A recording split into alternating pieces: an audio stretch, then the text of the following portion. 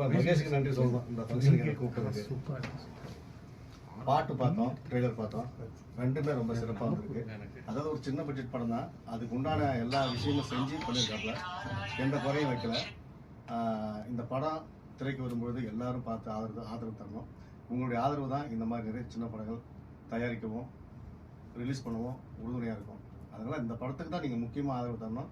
மகேஷை பற்றி சொல்லணும்னா கொஞ்சம் நல்ல மனிதராக தான் தெரியாப்புல, நல்ல மனிதர் தான் தெரியாப்புல, நல்ல மனிதர் தான், கொஞ்சம் வெகுலியாக இருந்து எமோஷனல் கைஸ் தான் இருக்காப்புல. அப்புறம் கடவுளுக்கு நன்றி பொன் மகேஷ், நேசம் ஆண்டவர், கடவுளுக்கு நன்றி. அதாவதுங்க, இன்னைக்கு ஒரு படம் எடுக்கிறதுன்றது வந்து ஒரு சாதாரண விஷயம் கிடையாதுங்க. கிட்டத்தட்ட வந்து ஒரு 30 லட்சம் 50 லட்சம் 1 கோடி இப்படிலாம் போட்டு எடுக்கிறாங்க. அந்த படங்கள் வந்து திரைக்கு வரணும். திரைக்கு வர்றதுக்கு உண்டான சூழல் இப்போ ரொம்ப குறைஞ்சி போயிருக்கு. அது என்ன காரணங்கள் தெரியல. பெரிய படங்களுக்கு மட்டுமே ஆதரவு தராங்க. அந்த மாதிரிலாம் இல்லாமல் இந்த மாதிரி சின்ன படங்களுக்கு தியேட்டர் தரணும். அதுக்கு உண்டான வழியை வந்து அரசாங்கம் செய்யணும். இந்த படம் நிச்சயம் வெளியாகி பெரிய வெற்றி பெறணும்னு கடவுள்கிட்ட வேண்டிக்கிட்டு நன்றியை சொல்லிக்கிறேன். அப்படி ரிலீஸ் ஆகி ஓடி வெற்றி பெறக்கூடிய நேரத்தில் திரும்பவும் இந்த கடவுளுக்கு நன்றி சொல்லுவோம். நன்றி.